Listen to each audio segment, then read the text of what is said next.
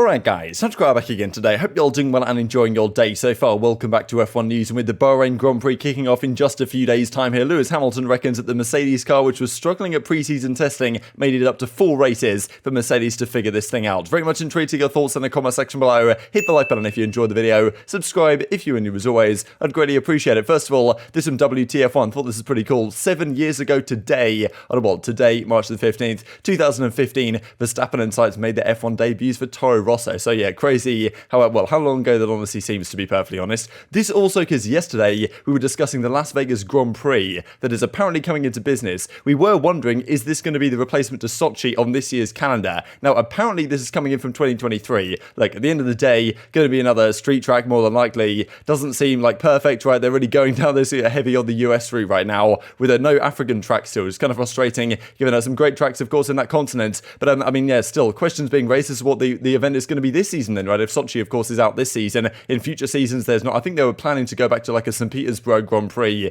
in the coming seasons. That's not going to be the case anymore with the status of the world. So yeah, I think a Las Vegas Grand Prix from 2023, that still means this year, right? Is it going to be a Turkey? Like they're just going to cut it out entirely? You'd imagine not. So yeah, still some questions to be answered on that front. This also because yesterday we discussed that Hamilton's planning to incorporate his mother's surname, La Ballestia, into his own name, and I think that the general kind of what was being discussed yesterday was that, okay, is it going to be a double-barrel surname? Is Crofty going to have to make sure he knows how to pronounce this? Seems like that's not so much of a big deal, because Andrew Benton reports, for those who have misinterpreted this, Hamilton's incorporating his mother's surname as a middle name and will not be using it as a surname. So it's still going to be Ham, no issues there. But yeah, another middle name. I think one of his other middle names is Carl. He's got some other ones going on as well. But yeah, not a double-barrel surname, as it was at least in the discussion yesterday that came out not too long ago. Also then on the Mercedes front. So the plan is, of course, with the Mercedes car, they're very confident they can figure this thing out, but just the way the aero seems to work, it wasn't ideal. They didn't really raise the ride height at all. This was another kind of question people were wondering, okay, what really were they doing at the test? Because they could have stopped the porpoising in theory by raising the ride height of the car, but of course that leads to other detriments in the other corners. So I guess their idea was, let's keep the ride height low,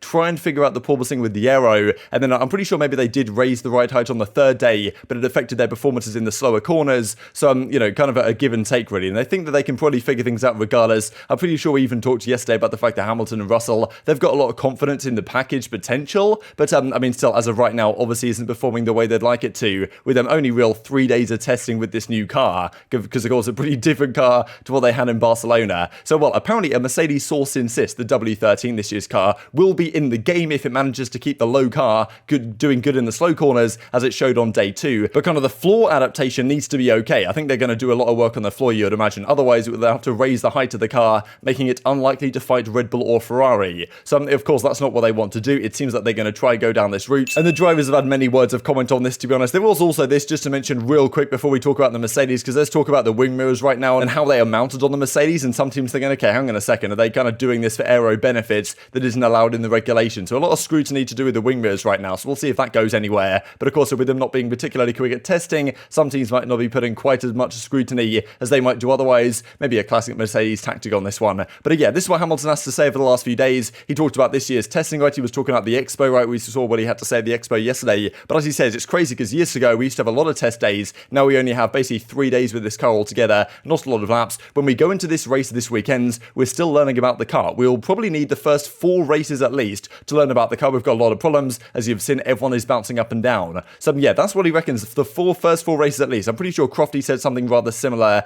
yesterday. He was basically like, look, he reckons 5-6 races, that's when Mercedes will be competitive. But that's the thing, right now, of course, like the last several years, it's often been Ferrari, Red Bull that have been the quickest in testing. The Constructors' Championship has pretty much always gone the way of the Mercedes. So you would imagine they figure things out, but I think the general sentiment is it's going to take quite some time. And even though Hamilton and the guys have probably said something like this before, some people say, okay, with the new cars, the new regulations, things might be somewhat different this time around. He does go on to say he's excited about the challenge though, which, another classic thing to say, but as he describes, the great thing right after this, I have a conference call with the guys back in Brixworth talking about the engine drivability, how we can get more power out of it for this week. Then I have another conference call with the engineers up at Brackley, how we can push this car forward, stop it from bouncing around the porpoising, how we can extract all the performance from it. Everyone's hyped, everyone's excited. These engineers, they love the challenge, so it's good. And he goes on to also state that kind of physically and mentally, he's in the best position he's ever been in. He says, always trying to be the best version of myself. I think we live in a crazy time in the world, and for all of us, probably we're just all trying to stay focused on being happy, etc., etc. I think today I feel the healthiest, the fittest I've ever been, and the most focused. My work ethic, I think, is better than it has ever been. Know exactly what I want, know exactly how to get there. Not an easy road. I know together we can do it. That's what he happens to say. But